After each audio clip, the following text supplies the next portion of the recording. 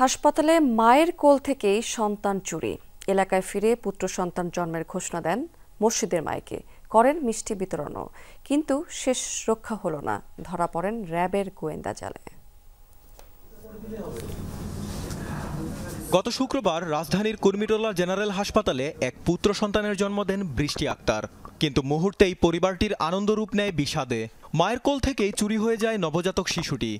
উনি অনেকক্ষণ ধরেই সবার বাচ্চা কাচ্চা নেই, সবার কাছে যায়। তারপর আমার 2 ছেলে মেয়ের ওনাকে উনি রাখছে, আমি তো নিয়ে দৌড়াদৌড়ি করতেছি, তো উনি রাখতেছে আমার কাছ থেকে কোলে নিয়ে, বাচ্চার খাওয়ার নিয়ে কোলে নিয়ে। আমি আর ওই ওয়াশরুমেও যাইনি, আমি ওই জায়গায় চেঞ্জ করছি, বেডেই চেঞ্জ করার না একটু সামান্য দরকার ছিল ওয়াশরুমে যাওয়ার, 5 মিনিটও ঘুরতে যায় 5 মিনিটও লেট করি নাই, আয়সা দেখে উনি নেই।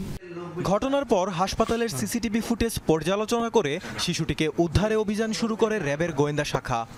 10টার একটু পরে আমার শাশুড়ি ফোন দিয়ে বলল যে বাচ্চা চুরি হয়েছে। তারপর আমি তাড়াতাড়ি করে আসলাম, আইসা পরিচালক মহোদয়ের সাথে দেখা করলাম। তো পরিচালক স্যার নিজেই তার স্টাফ পাঠালো, জিটি করলো।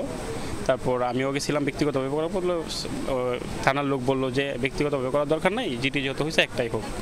শ্বাসরুদ্ধকর এক অভিযানের পর সোমবার বিকেলে রাজধানীর উত্তরখানের মধ্যপাড়ার এক বাড়ি থেকে শিশুটিকে উদ্ধার করে র্যাব। আমি নিজের হাতে বললে আমি আমার নাতি উঠাই দিছি। এই কথাটা শুনে আমার বুকটা, আমি এই 5টা দিন আমি তবদা লেগে রয়েছি।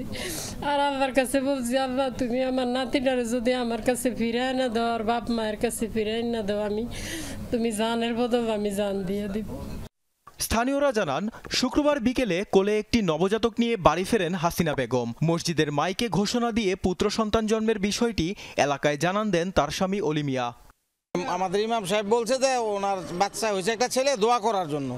তো দোয়া করার সময় আমরা বললাম যে ওনার ছেলে, এগুলো যে হ্যাঁ ওনার ছেলে, এতটুকু জানি। পরে শুনলাম যে এলাকায় মিষ্টিও খাওয়ানো হয়েছে ছেলের জন্য। 1.5 মাস আগে আমি দেখছি যে পুরা পেট সমান।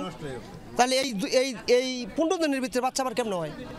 হ্যাঁ, 15 দিনের বাচ্চা কেমন হয়?